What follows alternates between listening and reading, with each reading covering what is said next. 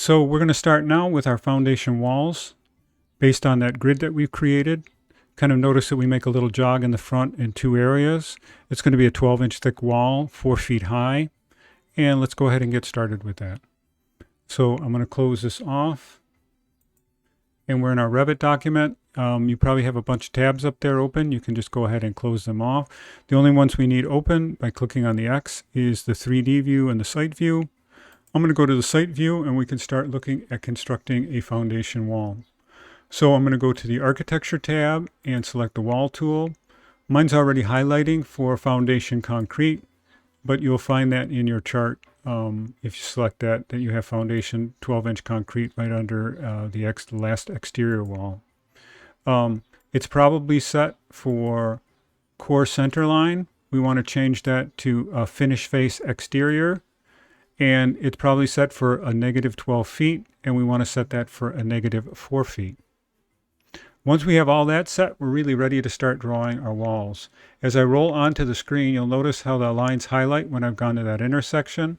I'm going to move around the building in a clockwise direction. That means that the offset that we're going to create, which I'll get to in a second, will be to the outside of the grid. What we're going to do is we're going to make sure our foundation wall sets a little bit away from our grid so that we have room to place our steel columns. So I'm going to set the offset value for our walls to be 2 feet. Now I'm ready to start drawing.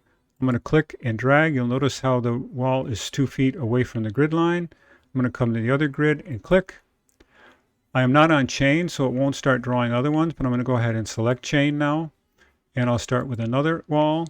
And I'll come down, we'll come back and join that one in a second.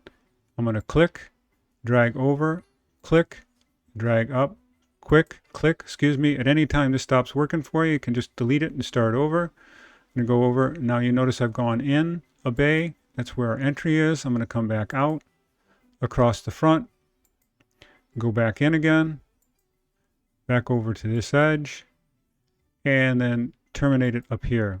Since I didn't have the chain command set, I'm going to click the modify button and select one of these walls and use the join tool, selecting the walls that I want to join with each other, and now I have a completed assembly.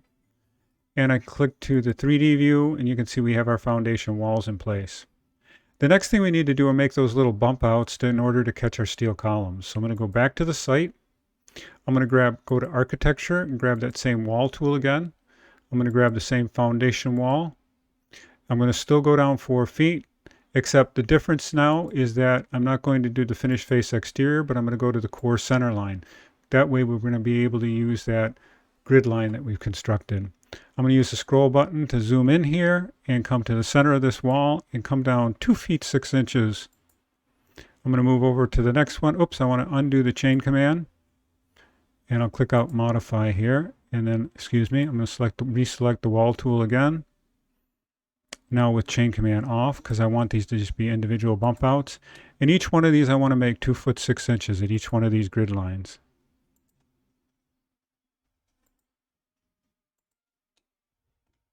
In this case, I'm going to go in the direction off the side wall. Each time I'm going 2 foot 6 inches.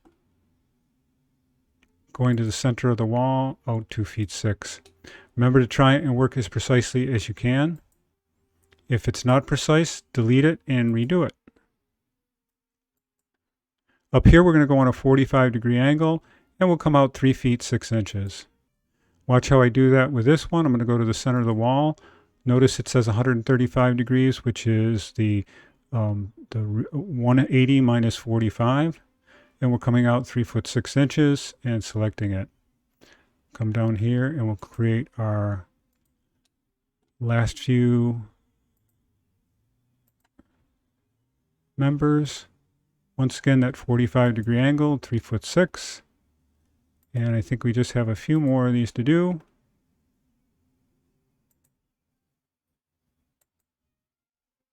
And let's go ahead and look at that in the 3D view.